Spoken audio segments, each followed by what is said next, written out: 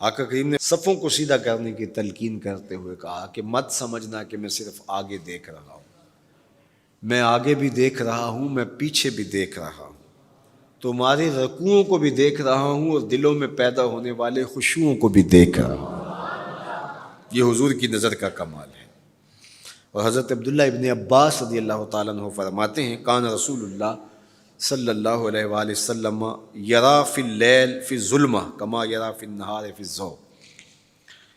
حضور رات کی تاریکی میں یوں دیکھتے تھے جس طرح دن کے اجالے میں دیکھتے تھے۔ میں نہیں دیکھ سکتا، یہ دیکھو یہ روشنیاں ہیں، یہ لائٹیں لگی ہوئی ہیں اور میں یہاں سے دیکھ رہا ہوں، اگر یہ چراغاں ختم ہو جائے، یہ روشنیاں بجھ جائیں تو وہ دور چیزیں لکھی ہوئی ہیں وہ تو دکھائی نہیں دے گی، یہ کتاب میری جھولی میں بھی ہوگی میں پھر بھی نہیں دیکھ سکوں گا، اس لیے کہ میری آنکھیں نور ہیں، لیکن یہ اتنی دیر تک نہیں دیکھ سکتی جب تک یہ خارج کی روشنی بھی موجود نہ ہو۔ لیکن حضور سراپا نور ہیں، حضور ظلمت میں بھی دیکھتے تھے، روشنی میں بھی دیکھتے تھے۔ چونکہ میری آنکھیں ان روشنیوں کی محتاج ہیں، کائنات کی ساری روشنیاں شمس و قمر بھی میرے حضور کے محتاج ہیں، اس لیے حضور علیہ الصلوۃ والسلام شمس و قمر کی روشنی کے محتاج نہیں تھے۔ حضور کی مبارک آنکھیں جو ہیں وہ اندھیرے میں بھی دیکھتی تھیں اور حضور کی آنکھیں روشنی میں بھی دیکھتی تھیں۔ آقا کریم علیہ السلام نے ایک موقع پہ ارشاد فرمایا وَإِنَّ مَوْعَدَكُمُ الْحَوْضُ وَإِنِّي لَأَنظُرُ إِلَيْهِ مِن مَقَامِي هَٰذَا، بخاری مسلم باقی کتب حدیث میں موجود ہے۔ فرمایا کہ تمہارا جو حوض کوثر پر وعدہ ہے جہاں میں تمہیں جام بھر بھر کے دوں گا، فرمایا میں یہاں کھڑا ہوں اور یہاں کھڑے ہو کے اس کو دیکھ رہا ہوں۔ حضور یہاں کھڑے ہیں اور وہاں دیکھ رہے ہیں۔ ایک دن حضور صلاۃ الاستسقاء پڑھا رہے تھے، جب بارش نہ ہو رہی ہو تو اس کی جو نماز پڑھائی جاتی ہے اللہ کے حضور دعا کرنے کے لیے تو اس کو صلاۃ الاستسقاء کہا جاتا ہے۔ ام المومنین سیدہ عائشہ رضی اللہ تعالیٰ عنہ سے مروی ہے۔ تو نماز پڑھاتے پڑھاتے حضور نے ہاتھ آگے کیا پھر پیچھے کھینچ لیا، تو عمومی طور پہ ایسا نہیں ہوتا، تو صحابہ نے جب دیکھا تو بعد میں کسی نے پوچھا حضور آج نماز میں آپ نے ہاتھ آگے بڑھایا اور پیچھے کھینچ لیا، مجھے بتائیے کہ حالت نماز میں نظر کہاں ہونی چاہیے؟ جائے سجدہ پہ ہونی چاہیے نا، لیکن صحابہ حضور کو دیکھ رہے ہیں۔ اللہ اکبر۔ صحابہ سے کسی نے پوچھا کہ تم بتاؤ ظہر اور عصر کی نمازوں میں حضور قرات کرتے تھے؟ کہاں کرتے تھے، بخاری میں ہے۔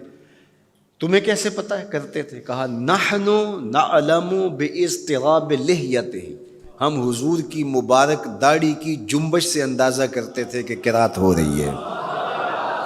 معلوم ہوا نماز بھی چلتی رہتی تھی، رخ محبوب کی دید بھی ہوتی رہتی تھی۔ اور اقبال کہتا ہے شوق تیرا اگر نہ ہو میری نماز کا امام، میرا رکوع بھی حجاب میرا سجود بھی حجاب۔ اللہ اکبر۔ تو حضور نے ہاتھ آگے بڑھایا اور پھر کھینچ لیا۔ پوچھا گیا حضور یہ آج نماز میں ایک نئی چیز ہم نے دیکھی، آپ نے ہاتھ آگے بڑھایا پھر کھینچ لیا؟ فرمایا ہاں، جنت میں کھجوروں کا ایک خوشہ لٹک رہا تھا، میں اس کو توڑنے کے لیے ہاتھ ڈالا تھا پھر میں نے چھوڑ دیا، اور اگر میں توڑ لیتا تم قیامت تک کھاتے رہتے ختم نہ ہوتا، لیکن میں نے کہا نہیں چلو پھر قیامت کو ہی صحیح۔ اب حضور کھڑے کہاں ہیں؟ مدینۃ المنورہ میں، اور جنت کہاں ہے؟ سدرۃ المنتہا سے اوپر۔ سر پٹ گھوڑا دوڑے اور تیز رفتار گھوڑا، تازی گھوڑا، 500 سال دوڑنے کے بعد پہلے آسمان تک پہنچے، پھر اتنی موٹائی آسمان میں، پھر دوسرا آسمان، پھر تیسرا آسمان، درمیان میں پھر خلائیں بھی، پھر وہاں سے 7 آسمانوں کے بعد کہیں سدرۃ المنتہا، اور قرآن بتاتا ہے کہ جنت بھی سدرۃ المنتہا کے پاس ہے، پھر آگے جنت، اور جنت کے جو درخت ہیں وہ 70,000 سال کی اونچائی پر ہیں، وہاں لٹکتی ہوئی کھجوروں کے خوشے، اور حضور علیہ السلام نے یہاں کھڑے ہو کے ہاتھ بڑھایا اور وہاں حضور کا ہاتھ پہنچ گیا۔ یہ ہاتھ کے پہنچنے کی منتہا نہیں ہے، ضرورت یہاں تک کی تھی لہٰذا یہاں تک پہنچا، اگر ضرورت اس سے آگے کی ہوتی تو آگے بھی پہنچ جاتا. تو حضور کا ہاتھ یہاں سے یہاں تک پہنچا. یہ حدیث پاک میں نا، میں اور آپ ہاتھ اٹھائیں تو ہمارا ہاتھ کہاں تک پہنچتا ہے؟ 5 فٹ قد ہے تو 3 فٹ اوپر ہاتھ پہنچ جائے گا، تو ہمارا ہاتھ 8 فٹ تک پہنچے گا، زمین سے 8 فٹ تک. چلو کسی کا 9 فٹ تک پہنچے گا، کوئی چھلانگ لگا کے اچھل کے اوپر لے جائے گا تو 10 فٹ تک پہنچ جائے گا. البتہ ہماری نظر بہت تیز ہے.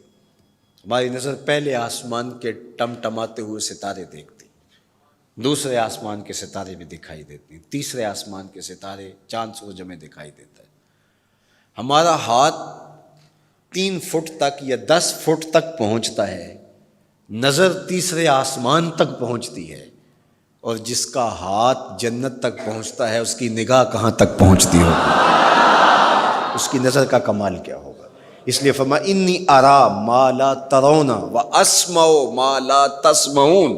جو میں دیکھتا ہوں وہ تم نہیں دیکھتے، جو میں سنتا ہوں وہ تم نہیں سنتے. اپنے حواس کو نبی کے حواس پر قیاس کرنا یا نبی کے حواس کو اپنے حواس پہ قیاس کرنا سوائے جہالت کے اور کچھ نہیں ہے.